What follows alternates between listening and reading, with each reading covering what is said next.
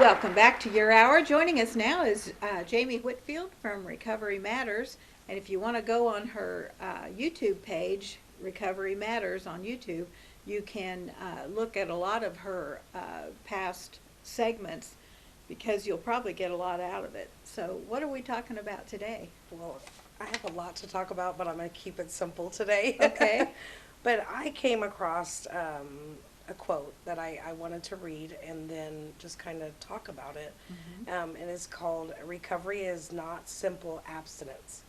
It's about healing the brain, remembering how to feel, learning how to make good decisions, becoming the kind of person who can engage in healthy relationships, cultivating the willingness to accept help from others, daring to be honest and open up to doing. Deborah J. That was her words. And that just, it hit me. It hit me like that's what I'm supposed to talk about today because there is a difference.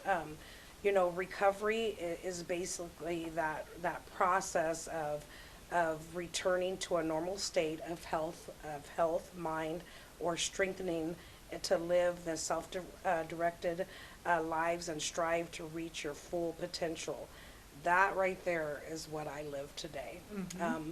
And recovery also, people get it confused because, it is a lifelong journey that we have to continue on. It's not something that we can just say, okay, I'm clean, it's over. It's not. You have to still work on making that choice every day if you want to stay clean. Yeah. And you have to utilize tools and your support network and just working through the things that you found yourself in active addiction using over.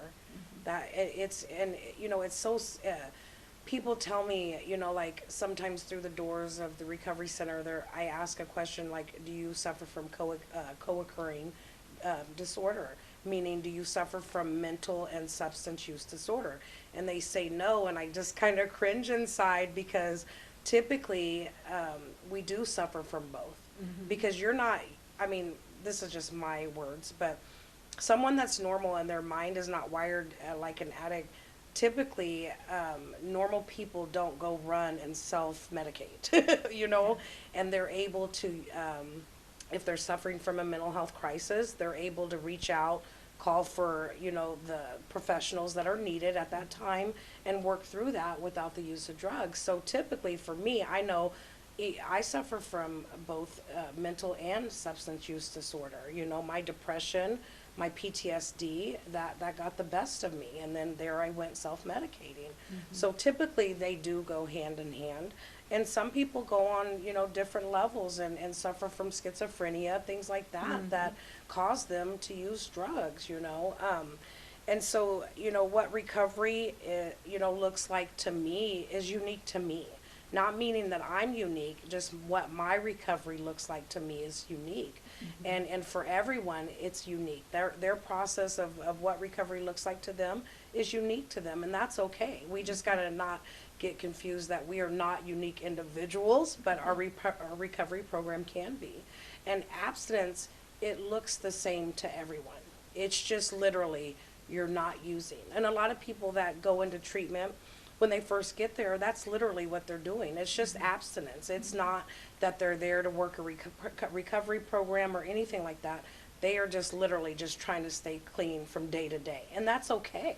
Well, when you say the word abstinence, for some people it calls to mind something that's short term. Yeah. It's not something that you're going to continue. It's just kind of like, while I'm here, Right. I'll stay clean, And so I guess it's your choice at the end of the day, like either getting clean somewhere, detox, or wherever you choose to get clean at. What are you going to do from there? Because abstinence, eventually something's going to happen. Right. Either I just have not really heard too many people stay in long-term abstinence from their use, their drug of choice, versus there is a such thing as long-term recovery. Right. And I feel like I'm in long-term recovery once you hit that 2-year marker, but it's still there again. It doesn't keep me clear and free of not relapsing or going back to the same way of life. It's a choice that It's we have something to, that you have to work at. yes, Yeah. every day. And so, recovery, like I said, it is unique to me, what my recovery program is. And I just want to, state this too. Just because someone's recovery looks a little different than mine doesn't mean it's wrong. I have found that, like, sometimes people have to have medication assistance to stay clean from that drug of choice. And I used to be that person, like, oh, that's not recovery, And then once I started educating myself more about, like, the MAT services and stuff, that is their recovery, and that's none of my business. And I've kind of run into that quite a bit here lately, with people being very judgmental of what somebody else's recovery program is supposed to look like. And to me, it's just showing that other person's ignorance, like my own in the beginning, that, education is the key. Educate yourself of what them services provide. Just like the station is behind a methadone clinic. Right. That doesn't mean that they're active in, I mean, I'm sure there are some, but it doesn't mean everyone over there are bad people or Right. anything like that. They're making an effort to yes, yeah. to stop doing the illegal drugs that will eventually kill them, and they have to have medication assistance to get through that. And then they have to get weaned off of that yes, as well. yes, and it's not something that is long term. People that are trying to work a recovery program and use MAT services, they know from the beginning, because a lot of what I've seen in my experience is the doctor educates you on what this is supposed to look like and the assistance it's going to provide, and then what we're going to do later on to taper on off of that. It's not something that every day of their life for the rest of their lives that they have to take. And there again, it is majorly about educating ourselves, and just knowledge is power. And I know, like I said before, I know for me, I was very judgmental, even back behind us, like, oh, that's not recovery, especially when I first started here. But the more I educated myself, the more it opened up my mind to realizing that, okay, that's okay. If this is what recovery and looks like to them right now, that is okay. Yeah. And who am I to judge?